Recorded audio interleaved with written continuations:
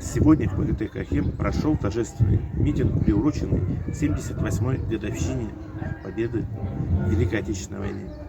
От себя лично и от фракции КПРФ хотел бы вас, уважаемые кахемцы, уважаемые жители Республики Тыва, поздравить с этой знаменательной датой.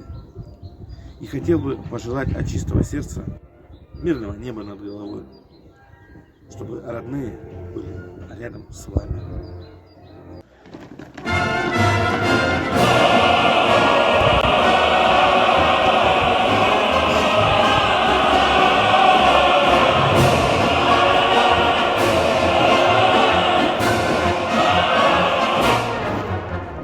День Победы, как он был от нас далек, как в костре потухшим таял уголек. Были версты, обгорелые в пыли, этот день мы приближали как могли.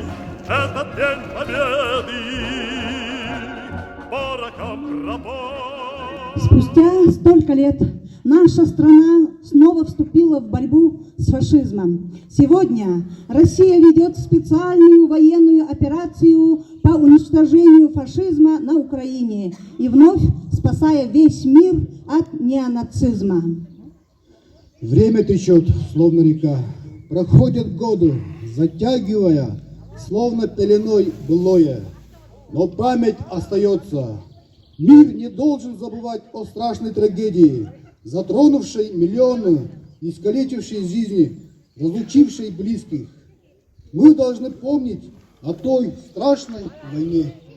Итак, торжественный митинг, посвященный 78-й годовщине победы в Великой Отечественной войне, считается открытым. Поздравляю вас с Днем Победы! Я желаю всем жителям нашего района светлого настроения в этот великий день, счастья и здоровья всегда. День Победы – праздник героев, праздник гордости и славы за наших предков, за наше прошлое. Ведь если не было бы прошлого, не было бы и настоящего. С огромнейшей благодарностью, уважением и любовью низкий вам поклон, наши ветераны, за тот подвиг, который вы совершили во имя мира на земле. Вы наша гордость, наша самоотверженность, являетесь примером мужества и героизма. Память о ваших подвигах никогда не гаснет, будет вечной и незабываемой. Нас время далеко умчало, на майской праздничной волне мы вспоминаем слишком мало. А детям вовсе не понять, о чем ведутся разговоры. Вопросы задают опять, ответы забывают скоро. Другие страны, времена, другие войны были тоже. И та Великая война все больше на кино похожа.